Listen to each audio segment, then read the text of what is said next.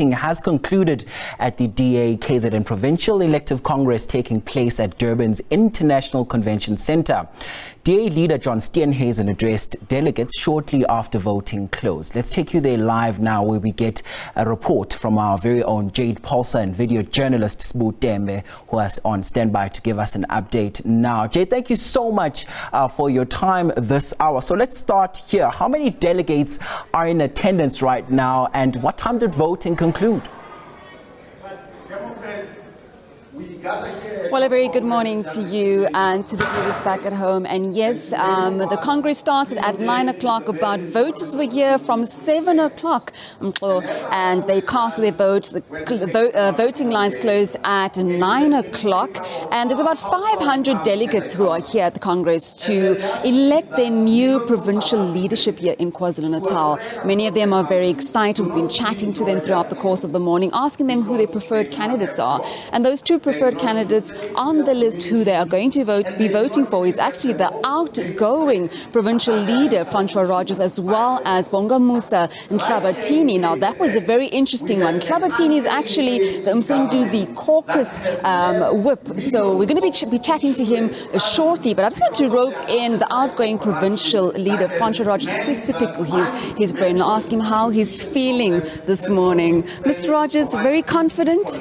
This morning we're listening to you giving your speech, and you were talking about the efforts that you put while you were in leadership during some of the very difficult challenges that you said the province was faced with, such as COVID-19, but also the July unrest. Yeah, look, I'm feeling great. This is a celebration of the last 2.5 years of the term that we've had and I've had as leadership. And now our delegates get the opportunity to re-elect leaders that they feel can take us into 2024. And yes, it was a very difficult 2.5 years. We had the July riots, we had the April floods, we've had service delivery collapse in our province. So it's been a challenging year, but what I found very positive was that as a party in the province, our public representatives, our activists, took to the ground and took to the streets where the government failed us, where the ANC failed us. During the July anarchy, during the riots, the failure of the infrastructure we saw after the floods, it was a positive sign, and to me it's a sign that this party in KwaZulu-Natal has the ability and the capability to give the residents of KwaZulu-Natal new hope for a new government that can deliver, as we've done in Umgeni with Mayor Chris Pappas. Just to touch on Umgeni, we know that that municipality is being run by the DA, and the coalitions that are currently underway between the IFP, we were just hearing John Steenhuisen, the party leader, talk about that being a very important coalition, taking the DA to 2024 and possibly clinching victory when it comes to the elections. Let's talk about that coalition. How is it going, and are you speaking to smaller like-minded parties as well in the province? Well, at this stage, we're not in coalition with the IFP. We're in a cooperation agreement where we support them in certain municipalities.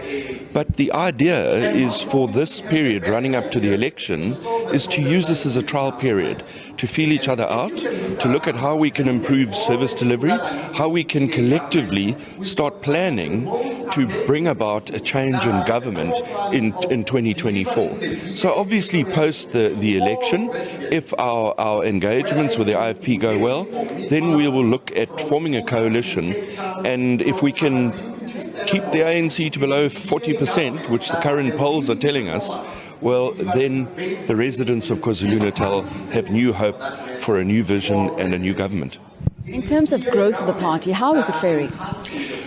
At the moment, we do internal polling. So our polling is showing us that the ANC have declined well below 40%. And the DA is currently polling at 26% in the province, which is the highest we've ever polled at. Obviously, polls are a photo in time, so things can change, but it gives us more of an opportunity to be on the ground and convince voters that there can be hope, that there can be life after the ANC. Should you be successful once the results are announced, what will you do differently, or what will you be doing taking the party into the elections? And let's talk about the rural areas of KwaZulu-Natal, because it is really vast. How are you going to make sure that the DA also has a footprint in the northern KwaZulu-Natal? Well, look, at the moment we've got the most branches we've ever had, active branches in the party, and we've got a group of activists on the ground, and that's got to be our focus. We've got to be strategic. We've obviously got to focus on rural areas. The most important thing in campaigning is not handing out leaflets. It's engaging voters and building a relationship with voters, building trust, telling them that there can be hope. I always say people who speak together vote together. So that's got to be our mass campaign, is out there in the ground, urban, rural areas, convincing voters that there is life after the ANC. Mr. Rogers, I wish you all the best of luck. Thank you so much for talking to us on SABC News. Thank you.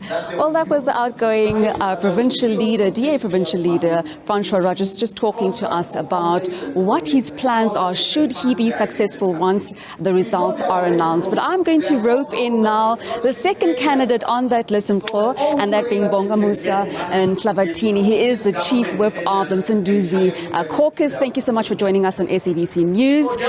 Many are saying that you are young, youth is behind you, and then also you've got the backing of many of the members. Should you be successful, what are you going to be doing to ensure that the DA triumphs in the 2024 elections? Yes, thank you. What is important is that what you need to do as a party, firstly, we have to make sure that where we enjoy the support, our traditional support, which is mostly in urban areas. We have to keep that support, because it is also have a challenge there with the Freedom Front Plus and Action SA. That is the first part, to make sure that we maintain that particular support. But now for us, in order for us to get into government, what is important is that we have to make sure that we go into rural areas and townships. And in order for us to do that, we have to make sure that we have more branches in those areas. But importantly, which is what I've put as a pledge to the delegates, is that I will form the constituency-based political schools, because I think it is important that our branches understand what the party stands for, because obviously we go into the new market, you're going to have new members joining the party, and then we do not need them to have sort of challenges or in understanding what the party stands for. So political schools, we assist them in terms of giving them more information, so that we'll be better equipped in terms of recruiting for us in those areas. So it's a balance of the two, maintain what you have, but focus mostly in terms of a new market. I call it a new market because we need to go to areas we've never been before. And my slogan on it has been to say that it is a party needs to have a new approach for 2024 and beyond. So in order for us to go to government and you go to the new market means that you need to change certain things as a party, and it is what I have put in front of the delegates today. Now, just looking at your logo says Waza 2024, come 2024. It's a very confident logo to have in the province of KwaZulu-Natal. And I was just speaking to the outgoing provincial leader, Francois Rogers, talking to him about how is he going to expand his footprint in the rural areas. When and if you are elected as the provincial leader, what are you planning to do to try and garner votes? No, what is important is that we need to first differentiate. What's the difference between the ANC and the DA government? As a DA, we're not a party of opposition or a party that has only plans and have never been in government. We're a party that is into government. We've got a province, Western Cape, that we're governing, and it is the best run province in the country, and it's even run better than the national government itself. So we got proof in terms of how we perform when we get to government. So what is important in a new market is to make sure that we tell people or voters in those areas the difference between the ANC and the DA government. And that will assist us. And as I said earlier, the important part, it will be our foot soldiers on the ground. So what you need to do is that as a leader, I want to have leaders in all areas. In order for us to have that, you have to train them, give them more information, put more resources in terms of our activities, because the win for us lies in our members on the grassroots level. And in our new market, you need to have that particular approach, and people be able to make a difference between ANC and the DA. but we got a good track record. And if we make those comparisons, people are likely to vote for us. But not only go for votes when it is voting time, but we need to build ongoing relationships with the voters in terms of the new market. I come from that area. My background is from that area. So for people to have a trust in voting for you, you have to be with them 24/7, understand their issues, their challenges on a daily basis. Musa, thank you so much for talking to us. That was Bunda Musa Mhlabathini. He is the Msunduzi chief whip in that municipality, just talking to us about should he be successful. This is what he plans to do, ensuring that he also speaks to those people at grassroots levels. But it's going to be a very tight race, I can tell you that. We've got young and we also have the experience, and it's up to these 500 members behind us to make sure that they choose their leadership that will take the DA into the elections. Well, it's back to you in studio.